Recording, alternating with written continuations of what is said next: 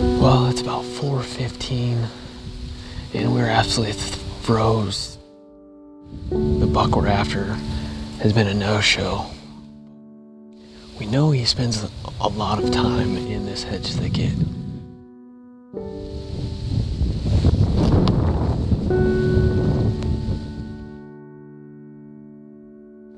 Here he is right here.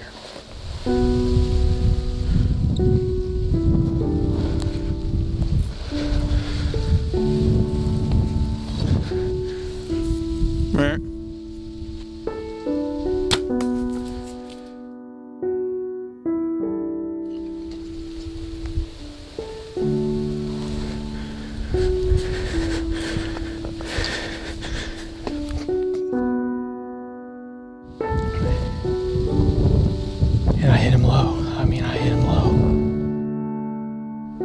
The only thing I can hope is I punched the bottom of his heart.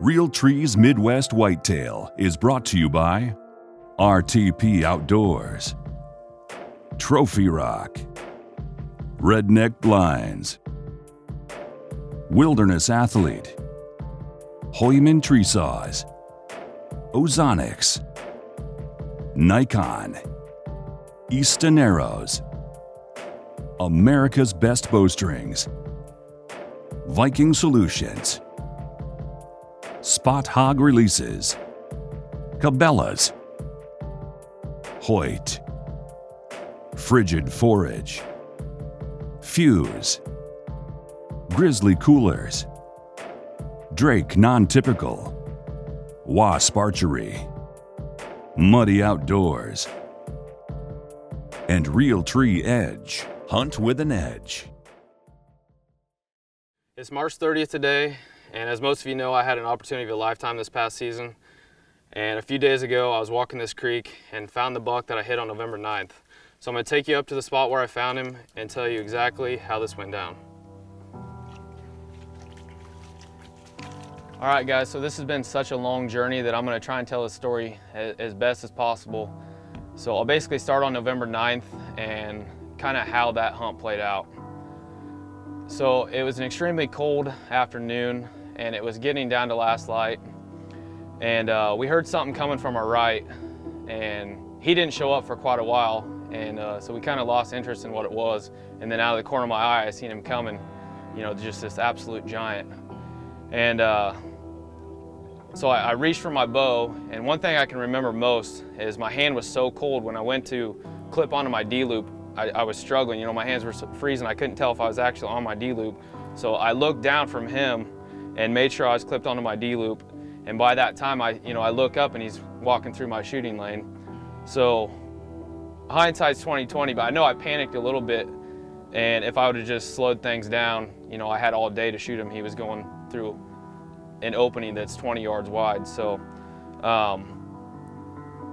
I stopped him, I drew back, and he was at 24 yards. So in my mind, I'm thinking aim low heart, and he'll duck a little bit, I'll center punch him, and he'll go 40 yards. So what I didn't take into consideration is how high we were in the tree. With the steep angle coming down on him, aiming where I did, if he didn't duck at all, was gonna put me a marginal hit at best, definitely being low. So you guys seen what happened, and following that day, I spent hours on end trying to find this deer.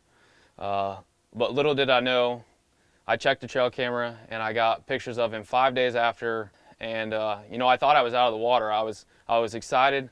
I thought, I got another opportunity to make good of a crappy situation, and I was excited about trying to get back on this deer. But I talked to many people, and they said I'm not necessarily out of the woods yet, that most of the time infection sets in within 7 to 10 days of a hit. And that's exactly what happened. We never got another single picture of him. So moving forward, we went the whole rest of the season. We didn't see him, no trail camera pictures. So at that point, we decided to talk to the neighbors, see if they'd seen him, see if they had any pictures, and it was the same result. This deer just basically vanished. So in the back of my mind, I'm thinking, you know, the hearsay of what everyone's saying, this deer could possibly be dead. So the search began again, and you know, we were honestly hoping that we could just pick up some sheds and confirm that he was alive. You know, he just was kind of staying under the radar. But in the back of our minds, you know, we're almost thinking this is probably going to be more of a body search than anything. So here it is, late March. We've looked, you know, from after season from January clear to now March before we found him. I went knocking on doors, contacted people, did everything you could do to try and get permission on everything around the property that I was hunting. And, you know, people were very gracious and allowed me to go. And we just weren't turning him up. We couldn't find him anywhere, so we definitely felt like we weren't going to give up, though. And that's one thing I'm most proud about. We definitely didn't. And it would have been a shame for this deer to, you know, lay in a creek and never be found.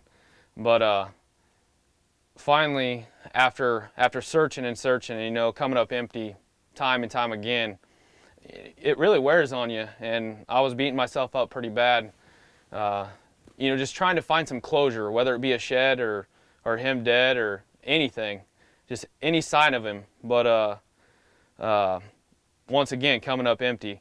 So I was actually sitting on the couch one night and went through every single trail camera picture I ever got of him, you know, thought back of the encounter, you know, where he came from, where he was heading, and the situation of he's probably coming up off a doe, being the time of year it was, looking for the next available doe. And in my opinion, he was probably heading back to his home range. So after studying all the trail camera pictures, where he came from, my brother-in-law actually seen him from the road one day chasing a doe. And when I put all of these equations together, you know, it started clicking. There's one draw that connects the property that I found him and the property that I'm hunting. So I told Taylor, I'm like, I think I've actually figured out where he's at. You know, it's basically the only place we haven't checked. And we've walked every creek around here, but I said, I think that's about the only one we've missed. And if I would have just took a step back from where I thought he was living, as opposed to going over everything that I knew, you know, this may have been a quicker process of finding him. But after analyzing everything, I told her, I mean, I'm almost certain this is where he'll be. So it was only about 10 minutes into our walk, and I definitely wanted to focus on the creek because I felt like, you know, with him being wounded, that was going to be a great place to find him. So I was actually at the top of the creek up here, and I could see, you know, in my mind, I thought I could see this whole creek, and he wasn't here. But as luck would have it, I mean, it was just one of those deals that was meant to be. I was on the creek right up here, and he was laying behind all these logs, and it's at the only place that I was going to be able to see him. And it just so happened that I walked to the right spot, looked down here, and I was almost in awe that the hours on end spent looking for this deer, and it was finally surreal that we found him. But I can't say that the emotion coming over me was a good feeling. It's never a position you want to be in as a hunter. You know, you respect these animals so much, so it's the last thing you want to have happen to you. But like I said, getting the closure upon what happened was the biggest thing I was searching for. And you know, I was happy to have found him. You know, I was sad that it ended like this, and I was upset with myself for letting it happen. But at the end of the day, that's hunting, and every time you release an arrow or, you know, fire a bullet, you know that that's a risk that could definitely happen. You just never want it to happen to you. You respect the animal so much, and you know, it really consumes you when it goes haywire, and that's part of it. But it's the reality of what we do.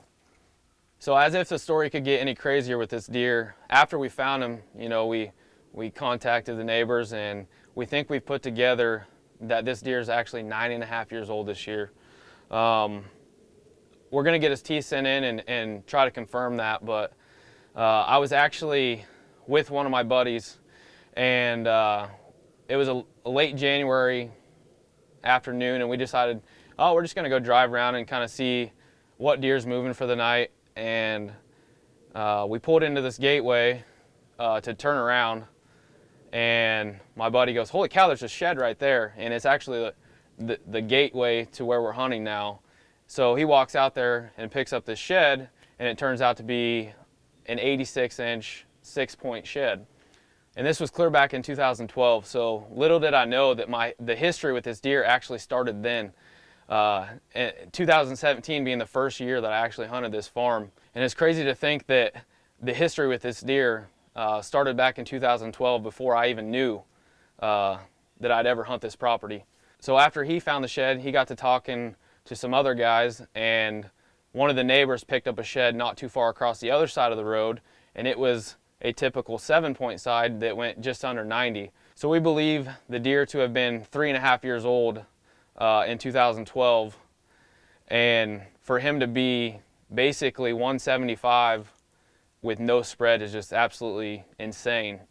So moving forward to when he would have been 4.5, I was actually driving by the property that I hunt, and I thought I seen him one time, but there's no way to confirm that. So the year he was 5.5, on the property next to the one I hunt, they picked up a match set from him, and he was actually over 200 inches without a spread.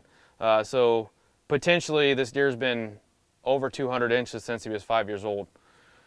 So when he was 6.5, I have no information from any of the neighbors that they had any history with him that year. But when he was 7.5, one of the neighbors picked up a shed off of him, and that one side alone went 113 inches. So just a world-class animal.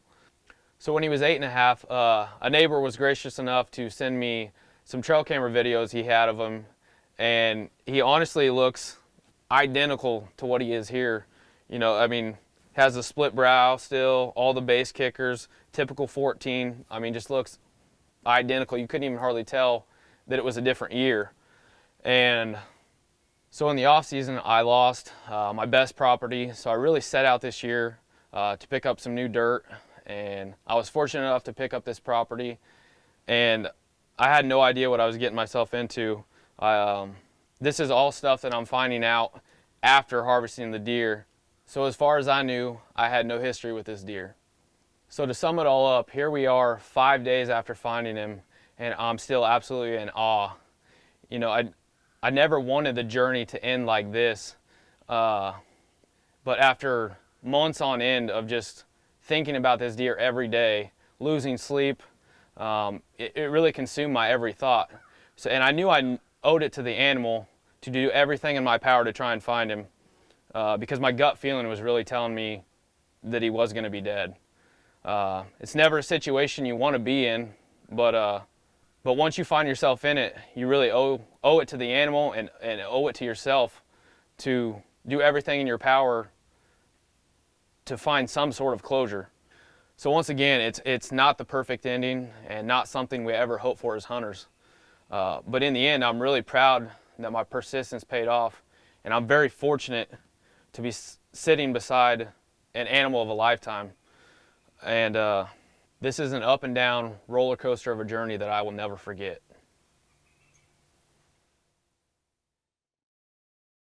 Hey guys, we're out at a small food plot today. Today we're going to cover the basics of soil testing, and we're also going to cover two of the most important questions I get around fertility, and we're going to cover the basics of fertility so you can grow some great food plots and some great plants. First thing we're going to do today is do a soil test. It's majorly overlooked. Make sure you do this. We're going to make sure we know what the pH is, and we're going to know what nutrients are needed. If you don't do this, your plants aren't going to grow healthy. You're going to be spending a lot of money and wasting a lot of time. So we want healthy plants, we want the right pH, and we want the right nutrients put down, and our soil test is going to get us that information.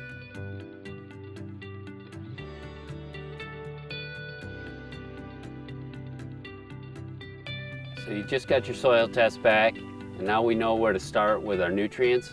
Depending what we're going to plant, certain plants are going to need P and K and a pH adjustment. Certain plants will need nitrogen and certain ones don't.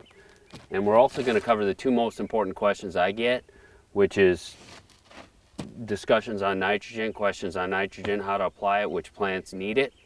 And the second one is the basics of how much do I put down, what all these numbers mean, and then maybe even a third thing would be the pH adjustment and how to do that. So there's certain plants that love nitrogen, and there's certain plants that create nitrogen. Some of the plants that love nitrogen would be corn, brassicas, rye, cereal grains, winter wheat, and we're going to want to put plenty of nitrogen down on those plants. There's other plants that actually create nitrogen. Some of the most common plants you're going to encounter that actually create nitrogen would be soybeans, clover, alfalfa, winter peas, and any legume basically is going to fix a lot of nitrogen, and that is a real benefit of those plants. Nitrogen is a gas. It's different than the other two fertilizers, P and K. So nitrogen is a gas, and this example is called urea, and it's a granulated form. And people all the time ask me, how do I apply this? Well, since it's a gas, we want to get this on the ground, and it has to be incorporated into the soil. One option is to do it 24 hours before rain, but a big problem with nitrogen is if you let it sit on the ground for longer than that, it'll evaporate because it is a gas. Some ways to keep your nitrogen from evaporating would be to get a treatment on there, and you'd have to do that from the co-op.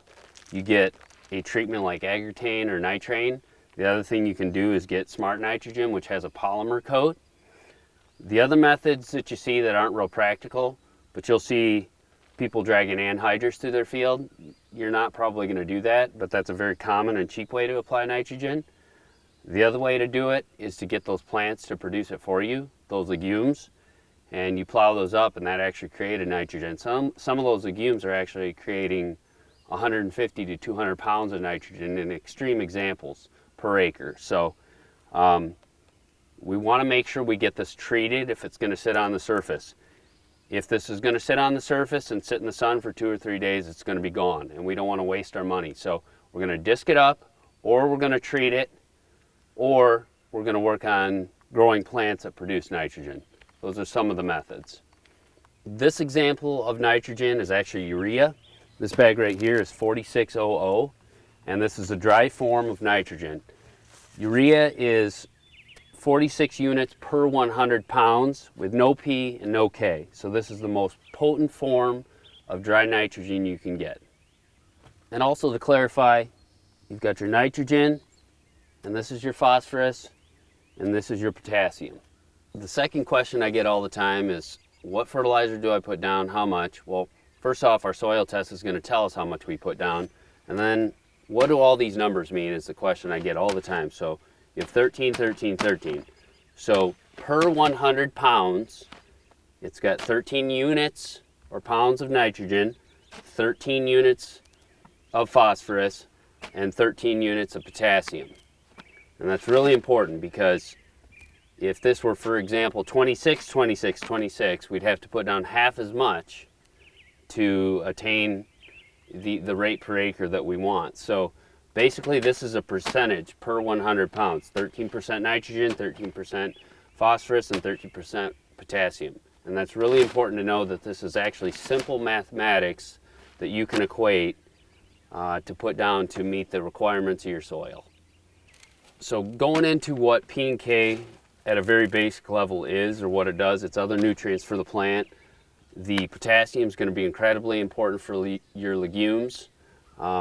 Nitrogen and all of them will be important for something like a brassica. Corn will be more on the nitrogen and the phosphorus end of things, but we want to make sure the correct levels of both phosphorus and potassium are applied based on our soil report.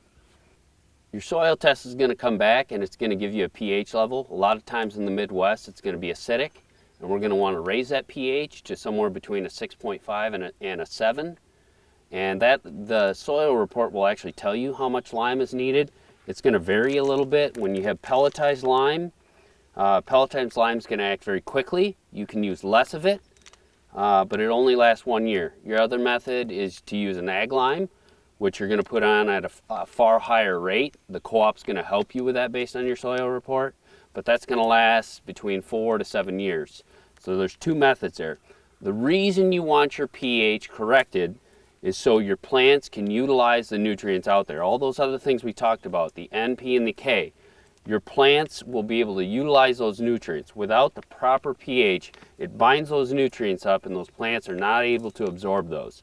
So don't skip your soil sample. Make sure you get the proper rates of N, P, and K down, depending on the plants you want. Get your pH corrected so you have some great, lush, awesome food plots on over this fall. As the weather gets warmer, we'll get more in depth with the fertility and planting. And due to Caleb's story, we're going to move swirling winds and tree grafting to next Monday's episode. And thanks for watching Midwest Whitetail.